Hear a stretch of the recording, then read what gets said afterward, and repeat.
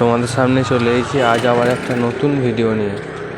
তো আজকের ভিডিওটা পুরোপুরি অন্যরকম। তো চলো বন্ধুরা, তাহলে শুরু করা যাক। ভিডিওটা শেষ পর্যন্ত দেখার অনুরোধ রইল। আজকের গল্পের নাম হচ্ছে চিঠি লিখলে ঘরে ফিরে আসে। চলো শুরু করা যাক।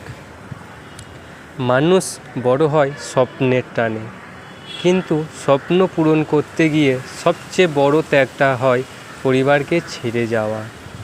এই গল্পে সেই ত্যাগের, সেই অপেক্ষার, সেই একাকিত্বের আর সেই ঘরে ফেরার আকুলতার, এটাই আরিফের গল্প। ঘর ছাড়ার সময়। আরিফের গ্রামের নাম ময়মনসিংহে।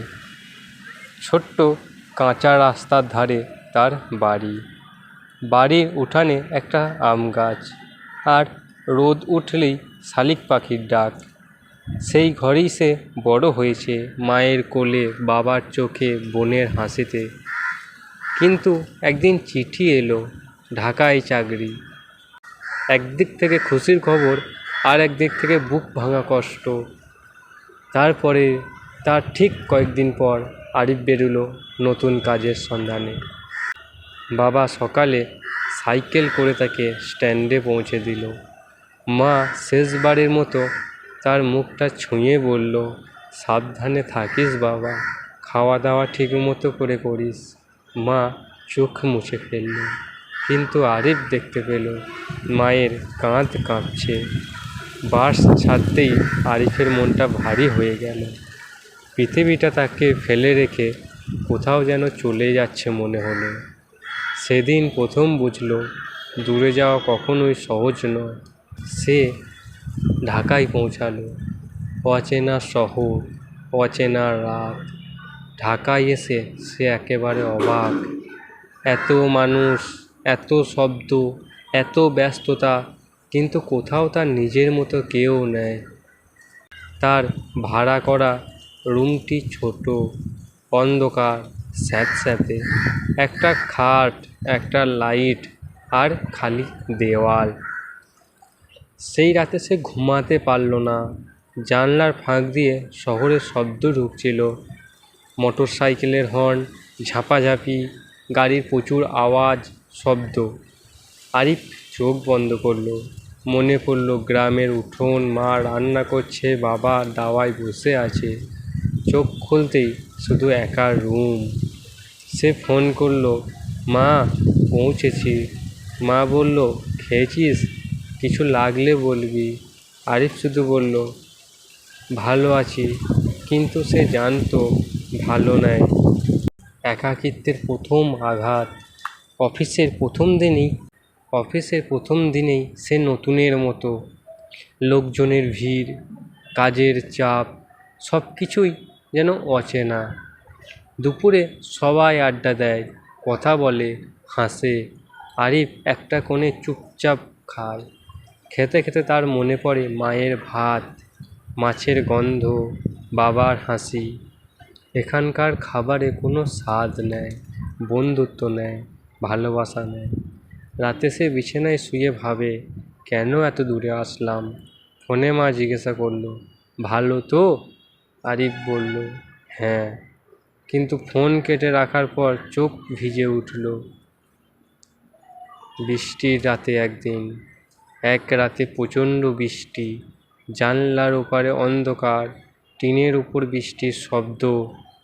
বৃষ্টির শব্দে আরিফের মনে পড়ে বাবার সঙ্গে জল দেখা, মায়ের হাতের চা, বোনের খিলখিল হাসি। কিন্তু আজ রুমে কেউ নেই, কথা বলার মতো কেউ নেই। জানলার সামনে দাঁড়িয়ে থাকতে থাকতে হঠাৎ চোখ বেয়ে জল গড়িয়ে পড়ল। সে ফিসফিস করে বলল, মা, খুব মনে পড়ছে। বাইরে বৃষ্টি, ভিতরে আরিফের কান্না। অসুখ সবচেয়ে বড় একাকিত্ব। একদিন অফিস থেকে ফিরে জ্বর এলো, গলা ব্যথা, মাথা ঘুরে যাচ্ছে। কেউ নেই ওষুধ দেওয়ার জন্য, কেউ নেই মাথায় হাত রাখার। মায়ের মুখ মনে পড়তেই বুকটা কেঁপে উঠল।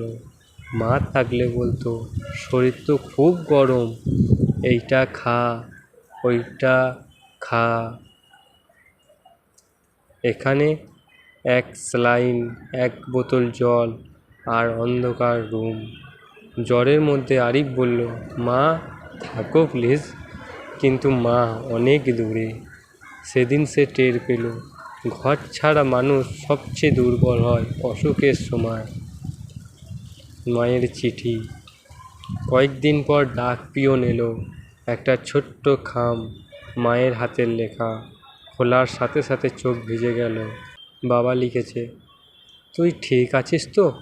তোর ঘরটা খালি লাগে। বালিশটা ধুয়ে আলমারিতে রেখেছি।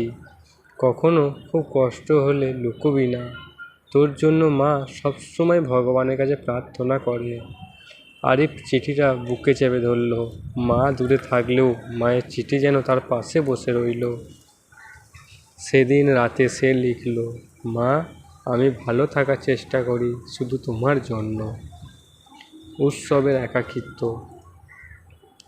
পুজো এলো। অফিসে সবাই হাসছে, কেউ কেউ বাড়ি যাচ্ছে, কেউ কেউ নতুন পাঞ্জাবি কিনছে। আরিফ পাশ থেকে দেখে, তার বুকটা হু হু করে কেঁপে ওঠে। মায়ের বানানো সিমুই নেয়, বাবার কোলাকুলি নেয়, বোনের দুষ্টুমি নেয়। পুজোর দিনেও সে একা রুমে বসে থাকে। খাবার খাওয়ার সময় মনে হয় কিছু আটকে গেছে তার গলার মধ্যে। ফোনে করে এমন সময় ফোন বেজে ওঠে। ফোন ধরে আরিফ কথা বলে, হ্যালো। বাবা বলে, কবে আসবি? আরিফ শুধু বলল, শিগগির। কিন্তু পুজোর রাতে সে কেঁদে ফেলল। অফিসের এক সিনিয়র, যার নাম হলো বিজয়, হঠাৎ একদিন বলল, তুই খুব চুপচাপ থাকিস কেন? বাড়ির কথা মনে পড়ে? বিজয় হাসল। আমিও তো প্রথম ঢাকায় এসে প্রতিদিন কাঁদতাম। তার সাথে ধীরে ধীরে বন্ধুত্ব হলো। বিজয় তাকে আড্ডায় নিল। পুরনো ঢাকায় খেলা, নদীর ধারে বসালো। আরিফ একটু শান্ত হলো, বুঝলো সব দুঃখ একা নিয়ে বেঁচে থাকা যায় না। ঘরে ফেরা। অবশেষে 10 মাস পর তার ছুটি মিলল। আরিফ বাড়ির সামনে নামতেই মা ছুটে এসে তাকে জড়িয়ে ধরল। বাবা চোখ মুছে বলল, এইবার বেশি দিন থাকবি। রাতে সবার সঙ্গে বসে খাওয়া, মায়ের রান্নার গন্ধ, আরিফের সব কষ্ট গলে জল হয়ে গেল। ঘরের আলো, ঘরের হাসি, ঘরের উষ্ণতা সব তাকে নতুন শক্তি দিল। সে মনে মনে বলল, এটাই হচ্ছে আমার আসল বাড়ি। দূরত্ব শেখায় কি? কয়েকদিন বাড়িতে থেকে সে বুঝল, দূরে থাকলে মানুষ শেখে টাকার মূল্য, কাজের সম্মান, একা থাকার শক্তি, পরিবারের গুরুত্ব, ভালোবাসার গভীরতা। বাবার চুল সাদা, মায়ের চোখে ক্লান্তি দেখা। আরিফের বুকটা ব্যথা করল। সে ভাবল, আমি থাকলে তারা কম কষ্ট পায়। শহরে ফিরে যাওয়ার আগের রাতে মা তাকে জড়িয়ে ধরে বলল, কষ্ট হলে বলে দিবি, চুপ করে সহ্য করবি না। বাবা বলল, আমরা আছি বাবা, দূরে থাকলেও আছি। আরিফের চোখ ভিজে গেল। চিঠি লিখলে ঘর ফিরে আসে। ঢাকায় ফিরে এসে সে আর আগের মতো একা অনুভব করে না। মায়ের চিঠি সে বালিশের নিচে রাখে। ফাঁকা রুমটাও আর তার ফাঁকা ফাঁকা লাগে না। যখন মন খারাপ হয় সে লেখে, ঘর মানে মানুষ, ঘর মানে মা বাবা, দূরে থেকেও তারা আমার ভেতরেই থাকে। আর তখন রুমটা একটু উষ্ণ হয়, দূরত্ব একটু ছোট হয়, মা বাবা যেন একটু কাছে আসে। কারণ চিঠি লিখলে ঘর ঠিকই ফিরে আসে। শেষে একটাই কথা, এই গল্পটা শুধু আরিফের নয়, যে কেউ বাড়ি ছেড়ে দূরে থাকে সবার গল্প। তো বন্ধুরা, আজকের গল্পটা কেমন লাগলো তা অবশ্যই কমেন্টে জানাবে। যদি ভালো লাগে অবশ্যই চ্যানেলটিকে একটি লাইক, সাবস্ক্রাইব এবং কমেন্ট করতে ভুলবে না। এবং কমেন্টে অবশ্যই কেমন লাগলো গল্প সেটা অবশ্যই লিখে দেখাবে। Thanks for watching. ভালো থেকো, সুস্থ থেকো। আজ এই পর্যন্তই।